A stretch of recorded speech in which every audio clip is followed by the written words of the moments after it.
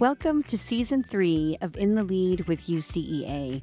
This season, we're talking with executives from the Wallace Foundation and authors of recent reports on educational leadership commissioned by the Wallace Foundation.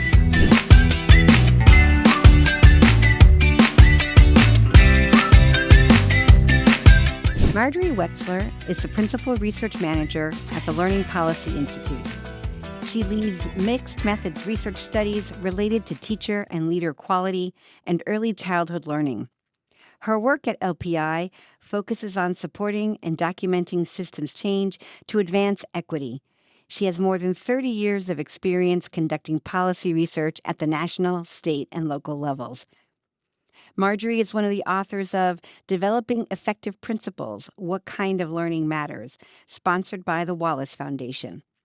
What is the impact of high-quality professional learning for pre-service and in-service leaders? What does that mean for preparation? Listen here to find out. Welcome, Marjorie. It's so nice to have you on. Well, it's nice to be here. Thank you for having me today. Absolutely. There's so much to talk about in this report, and much of it is near and dear to my heart. So why don't we just jump into it? And if you could just start by telling us about the start of the report. What's the genesis of it? Why is it important now? Absolutely. Well, let me give you a quick overview of what the report is about and then jump into the why and our vision for it. So there are three interrelated aspects of our study. We wanted to understand the features of high quality learning for principals, and we're talking about both principal preparation for aspiring principals and in-service learning for practicing principals. So we wanted to know, as I said, the features of high quality learning, the extent to which principals have access to those learning opportunities, and the role of policy at the state and local levels to shape principal learning to increase access to high quality opportunities. So why is this important? To state the obvious, principles matter. I like to cite a 2021 report by Jason Grissom, Anna Galatay, and Constance Lindsay. It's a synthesis of the past 20 years of research about school principals, and they concluded, not surprisingly, that principals can have an enormous positive effect on schools. So they contribute to increased student achievement, to reduced student absenteeism, to higher rates of teacher retention. And when you think about all of the different areas that principals affect, this makes sense, right? They set the direction for a school. They develop staff and support instruction. They have to manage their schools, work on school improvement. They have to build positive environments for students, for teachers and families. And they have to do all of these things really well in order to achieve those impacts that have been measured, right? So this is a critical, it's almost an evergreen issue, but particularly right now, it seems really salient when we have students still performing at pre-pandemic levels, below where they were. When there's an estimated 400,000 plus teaching positions that are unfulfilled or filled by teachers who are not fully certified in their areas, when federal COVID relief dollars are coming to an end. So we need leaders who can successfully negotiate the current context and shape learning environments that work for students. So we wanted to inform both policy and practice, right? To understand what principal preparation and professional development programs, they should have the most up-to-date information on how best to support aspiring and practicing principals so they can design opportunities and content around what research shows makes a difference. And then we wanted policymakers at the state and local levels to understand why an investment in principals is important and the policy levers that they can pull to improve the quality of principal learning. Yeah. Yeah, and I think I appreciate that in this report, sort of like the three legs of a stool. Sort of practice, policy, and then preparation slash research, right? It's sort of that third leg. Yeah, yeah, it helps to uncover the issues, some of the challenges, some of the ways to attack it, and everyone has a playing a part, right, in this ecosystem, Yes. um, and all for the purposes of supporting principals so that they can support teachers who can then support the students. Right. Absolutely. Um, I think, one of the questions that pops up for me, and it's sort of a little backwards, I know, but you talk about access to sort of high quality Mhm. learning opportunities. And so I was curious as to how what was your definition of high quality learning, and if that evolved at all through the work that you were looking at. Yeah, that's an interesting question because we did not start from scratch. We actually started from an earlier study in 2007. Linda Darling Hammond, who was a co-author on this report, the first author here, she and her colleagues conducted what was then a groundbreaking research on effective pre-service and in-service principal training, and that was published in Preparing School Leaders for a Changing World: Lessons from Exemplary Leadership Development Programs. Right. So that research in 2007 showed that these exemplary programs shared a number of common elements, including meaningful, authentic, and applied learning opportunities and curriculum focused on important skills, such as developing staff and instruction. It included expert mentoring and coaching and program structures that support collegial learning and those kinds of things. So we had a place to start. And their research showed that graduates of programs with these features were able to effectively engage in leadership practices associated with school success. But we also knew things had changed since then. Um, Students are facing different educational demands, right? So students in our current world, in our current economy, students need to know more than deep content knowledge, right? They need to know how to problem solve, how to collaborate, how to communicate, how to apply their knowledge to new contexts and new challenges and problems. So, as we're thinking about how schools need to change, then how does that change instruction, and what do principals need to do differently to support these kinds of learning environments that students need? We also know that earlier 2007 report really spurred a lot of changes in preparation and professional development programs. So now we had some programs restructuring themselves to adopt some of the features. So we had a chance to really look even deeper at more programs. So it was really time to update our understanding as a field. We started from the previous research, but then we conducted a thorough scan of the research since then. And we included any research that one both described. It could be preparation, professional development, a program that goes over both, and looked at some outcome.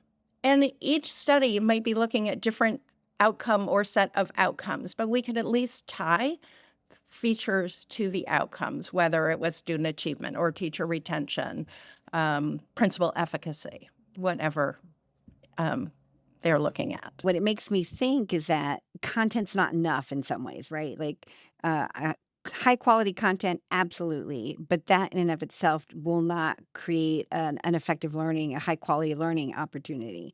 And so I think some things that you found and some things that we learned from the previous study was that it needs to be, context responsive to the context. It needs to be adaptive to current conditions, not just locally, but nationally.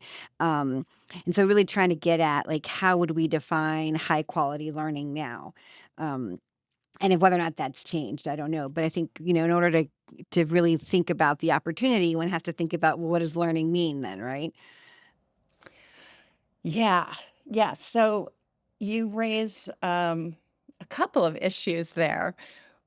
Um, what we found is when you're thinking about high quality professional learning, both for preparation and in service learning, um, you really do need to pay attention to the content, but also the what the learning opportunities are. And this is where the learning is tied into the context, as you were talking about, the context of schools and districts.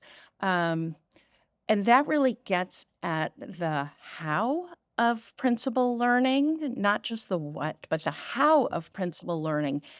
And that seems to matter a lot. So let me give you some things, tell you about some things that we learned. So, especially important are applied learning opportunities, such as inquiry projects or field based projects.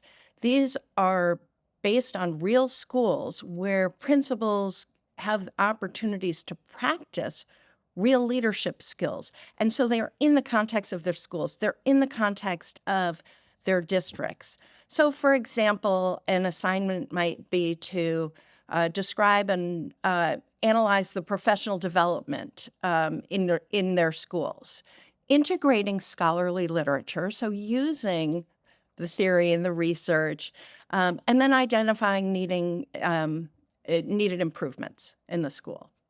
Or they might be asked to actually conduct classroom observations of teachers and prepare and possibly even deliver that feedback and then reflect on their experience. What did they do well? What didn't they do well? What was useful to the teacher? So it's through this coursework and through these applied opportunities that they can apply the theories and strategies that they're learning to the real world practice. For pre-service principals, internships and residencies are wonderful opportunities where they get to take on the responsibilities of a leader, such as decision making or leading staff development, developing schedules and budgets. But they're doing so under the mentorship and guidance of an expert principal. So if they head off with a wrong idea, they can be steered back. They can see different opportunities because that learning from experts um, is really important, particularly experts who can not necessarily tell the principals what to do, but raise the questions and make them think about different areas that those principals or aspiring principals might not be paying attention to. Help them think through challenges or opportunities that are coming up. Provide some emotional support. Being a principal is not an easy job. Having someone to say, "You've got this. Yes, you struggled on that, but look at how well you did on that," right? And just providing alternative perspectives. Um, in the same way that mentors and experts are important, so is just having a cohort of other principals. So being in a cohort in a principal preparation program or having a network of principals um, it can really help principal learning, having professionals learn and grow together, right? Having a safe space to ask questions, to admit challenges, to learn from others who might have been through whatever it is that you're facing, to try out ideas. Um, and also cohorts, particularly for practicing principals, cohorts and networks can reduce that isolation that many principals may face. There's only one principal in a school.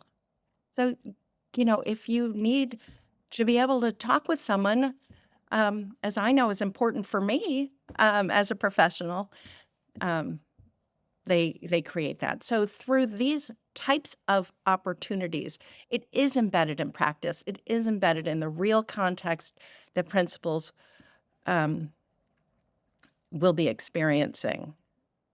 Um, and all of these allow them to bring the academic learning from programs together with the practice in a meaningful way. Right. Yeah. And I think those are some of the the evolutions in preparation that we saw since the last report, right? This real focus on embedded learning, lots of opportunities for practice and to learn from, experts, expert leaders. I think that was something that we saw really, really take hold in the sort of the mind of preparation programs. You also mentioned a couple of other ones in the report, right? The internship, sort of cohort models, um, but then there's also, sort of, relationships with the district, between preparation programs and, practitioners, and there's also, around sort of recruitment. Could you speak to a little about each of those? Yeah, the relationship with the district, one thing that's very important is the relationship between the programs themselves and the district. Um, right? Because we're talking about all of these applied learning activities that I've been talking about are occurring in the schools of a district, Yeah. right? So the principals have to follow the district policies, know the district priorities. So having these conversations between the programs themselves and the districts is very important. I appreciate sort of in order to have authentic experiences in a preparation program, you have to have an authentic relationship with the district. And there needs to be an alignment in what is, a high quality learning opportunity, Mhm. as well as what is high quality practice. Right. And I think in that sense, it makes a lot of sense that you need to be, you have to align the program, the relationships, and the opportunities in order for aspiring principals to go through a really enriching experience. Um, and so I think that's really important, and I think as a result of that, we saw a lot more district partnerships, some district, preparation research partnerships with districts, but the sort of the heightened need and understanding of, again, like, we're in the same and sort of use your language, we're still in the same ecosystem here, right? And so we need to be in communication with each other. Yeah, absolutely. And then it also having those strong relationships allows the districts to know that the principals who are coming out of these programs understand the district, and it allows them to say, hey, this is really important. Here are our students. And here are some important things that our principals, we have found that our most successful principals are really know these areas very well. So both the district and the programs share an investment, a motivation for really developing these principles as well as they can be developed. Yeah. And it's almost like, preparation, you hands off the student to the district. And then the district informs what the preparation is doing, right? So it's this nice sort of little feedback loop. Yeah, yeah. And in fact, it's not just handing off at the end, but because they are being developed in the schools Right. of the district, Exactly. it's this continual feedback Right. Right. about the program, the district needs, what the program knows is strong development, and it really creates a tighter, more aligned system that meets the district's needs, that meets the individuals who are being, who are going through the programs and learning and having that development. Yeah. And Yeah.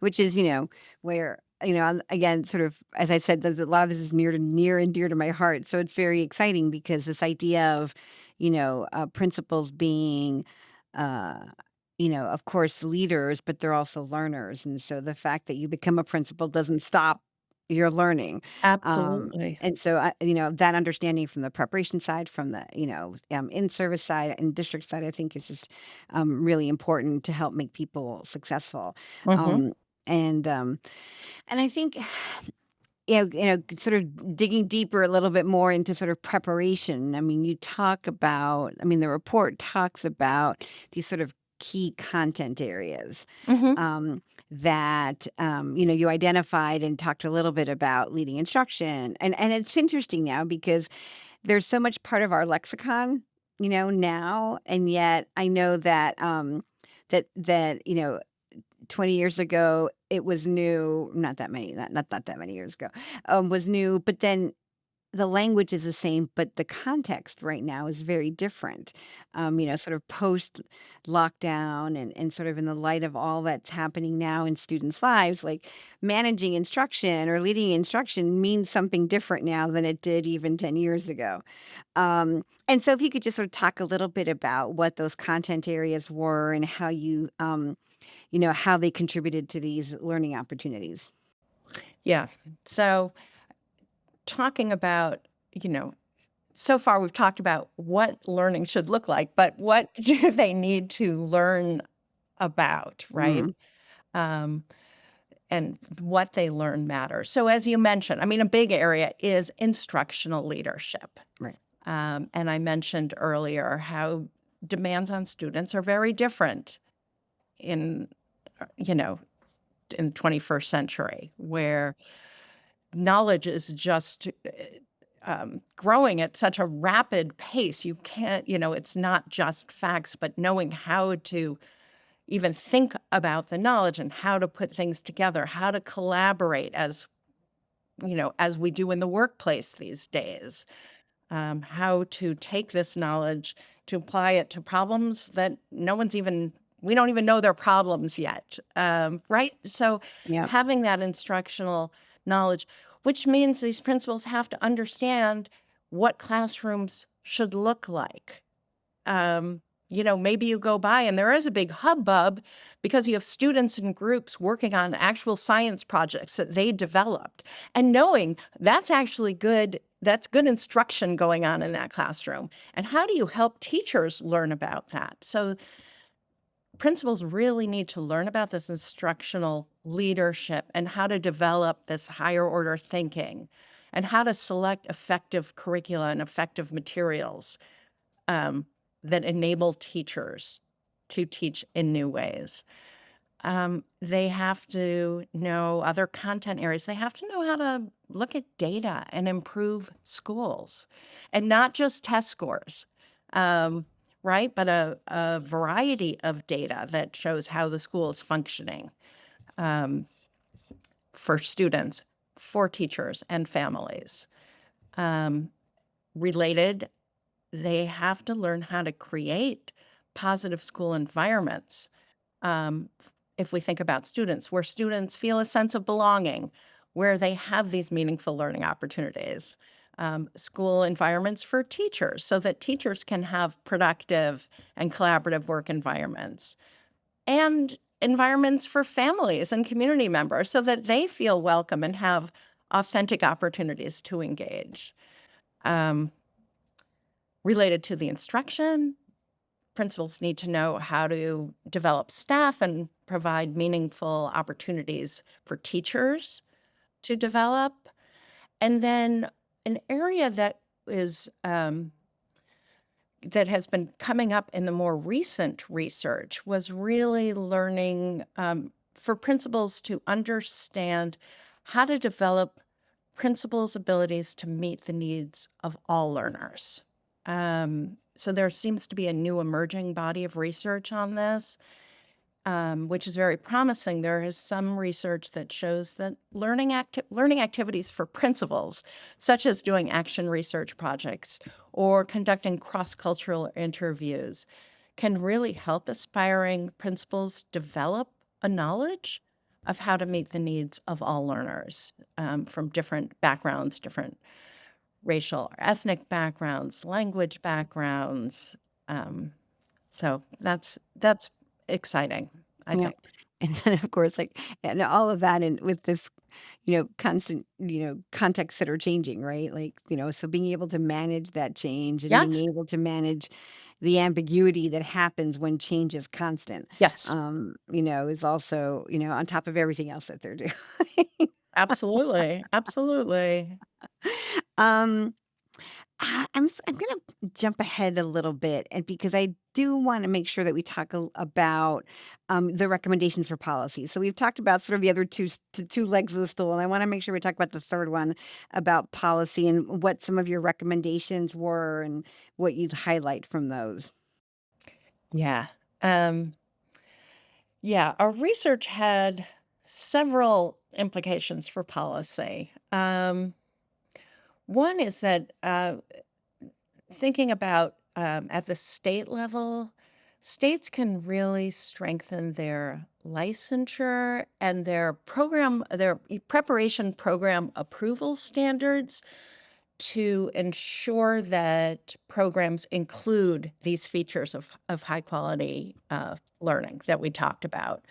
So, policymakers and the programs themselves actually can require quality internships Mhm, and applied learning opportunities accompanied by that expert mentor or coaching, and make sure that aspiring principals learn all of this content we just talked about.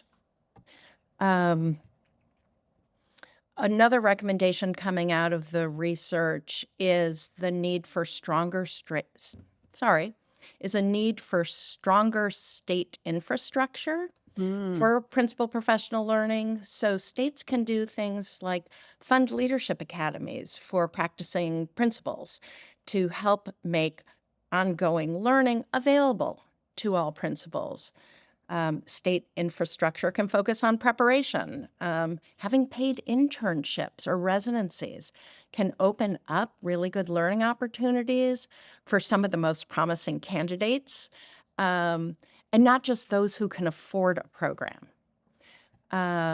So, if you'd like an example, North Carolina, this is just one of several examples, but North Carolina has a state principal fellows program which provides scholarships to individuals who are looking to get their master's degree in school administration and work as a North Carolina public schools. The first year, they get a stipend, which pays for tuition and books and living expenses while they can study full time. And then the second year, they receive the salary of a first year assistant principal as well as an educational stipend so they can do that full year internship. They can afford it working under the mentorship of a veteran principal, and in return, they work 4 years in North Carolina public school. So it's win-win. High quality preparation, and then the public schools, have this well-trained, well-developed principal. mhm, Another implication is, we need to ensure greater equity, and by this, there's 2 ways I'm talking about. One, we need to make sure that aspiring and current principals um, learn how to support diverse student bodies and changing student bodies in their schools. But we also need to make sure that all principals have access to high quality preparation and professional development. Because when we look at some survey results about access to high quality preparation, we do find that it varies by school poverty level for practicing principals. So states can direct professional development resources to high poverty schools or underwrite high quality preparation for prospective principals who want to work in those schools. Um, and then the last recommendation was to build local pipelines, um, to identify teachers with strong leadership potential and carry them through strong preparation and ongoing high quality learning opportunities. So that's what the Wallace Foundation actually funded with their Principal Pipeline Project, working on these pipelines, which research showed had made a big impact. In all the schools that developed these pipelines, which included, adopting new standards for principal preparation, hiring, evaluation, who use, got developed new hiring processes, use data to match principal candidates to schools, where everything was well aligned, that the students in those schools outperform those in other schools. and the principals were more stable in their schools. So there really is a lot that can be done to increase the quality of principal development and increase access to it. Right. And to go back to where we started, that matters for the principals, for the teachers, and for their students. Yes, absolutely. And I think to your, to some of your recommendations, I mean, it matters to the state too. Um, Absolutely. and Matters to the so, districts. yeah, and I think so even thinking about, how the state has become a partner in this, Yeah. has really helped, I think. And we've seen that happening in more and more states as they realize, again, high quality learning has to continue throughout the trajectory of a principal, in order to maintain, equitable outcomes for kids and making sure that you've got teachers who are happy and are staying.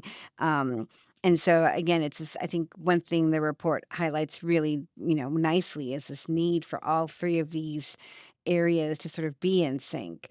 And to make sure then that we're doing the best that we can for kids and teachers and communities. So it's definitely a good read.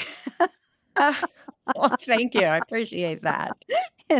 um, I could talk to you a whole lot more, Marjorie, and we may have to have you come back and dig a little deeper in some of these things. But I so appreciate your time and coming to talk to us about this great work that you all did. And I look forward to talking to you again someday.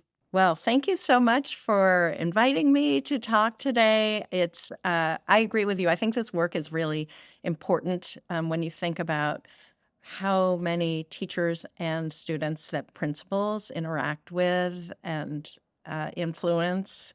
Um, so I really appreciate the opportunity to share this work. Thanks so much, Marjorie. The work continues. Yes.